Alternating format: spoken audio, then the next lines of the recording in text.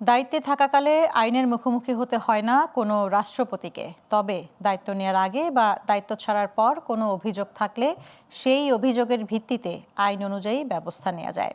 সকালে সচিবালয়ে নিয়মিত সংবাদ সম্মেলনে এক প্রশ্নের জবাবে এই কথা জানান প্রধানমন্ত্রীর তথ্য ও সম্প্রচার উপদেষ্টা জাহিদুর রহমান। বলেন, প্রধানমন্ত্রী ব্রিক্স সম্মেলনে যাবেন কিনা সে বিষয়ে কোনো সিদ্ধান্ত হলে পরে জানানো হবে। বিস্তারিত আওলাদ বাবলুর প্রতিবেদনে।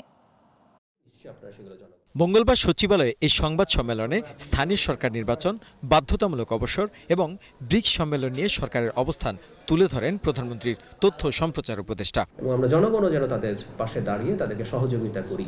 সদ্য সাবেক রাষ্ট্রপতি মোহাম্মদ শাহাবুদ্দিনকে দায় মুক্তি দেয়া হয়েছে কিনা এমন প্রশ্নে জাহিদুর রহমান বলেন, রাষ্ট্রপতির দায় মুক্তি নিয়ে বিভ্রান্তি রয়েছে, তাই বিষয়টি ব্যাখ্যা দেন তিনি। না, ওনাকে দায় মুক্তি আসলে একটু বলি যে দায় মুক্তির ব্যাপারটা নিয়ে একটু বিভ্রান্তি আছে। বাংলাদেশের একজন মানুষ তার পদে থাকাকালীন সময়ে কোনো লিগ্যাল ইস্যু ফেস করবেন না রাষ্ট্রপতি।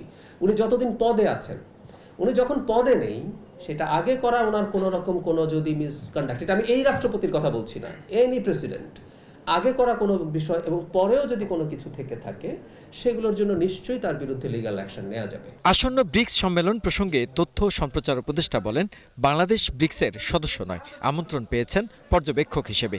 আর প্রধানমন্ত্রী যাবেন কিনা সে বিষয়ে এখনো সিদ্ধান্ত হয়নি। আমরা তো ব্রিক্সের সদস্য নই, আমাদেরকে ওটা এক ধরনের পর্যবেক্ষক হিসাবে ইনভাইট করা হচ্ছে। সুতরাং আমাদের সরকারের পর্যায়ে সিদ্ধান্ত আসবে যে এটা মাননীয় প্রধানমন্ত্রী যাবেন কিনা। 2018 সালের বিতর্কিত নির্বাচনে দায়িত্ব পালন করা 32 জন যুগ্ম সচিবকে বাধ্যতামূলক অবসরে পাঠানোর কারণ জানতে চাইলে উপদেষ্টা বলেন, সরকারি চাকরি আইনে 25 বছর চাকরি পূর্ণ হলে কোনো কারণ দর্শানো ছাড়াই বাধ্যতামূলক অবসরে পাঠাতে পারে সরকার। তাদের 25 বছর যদি চাকরির বয়স হয়ে যায়, সরকার তাকে অবসরে পাঠাতে পারে। আওলাদ বাবলু, গ্লোবাল টেলিভিশন, ঢাকা।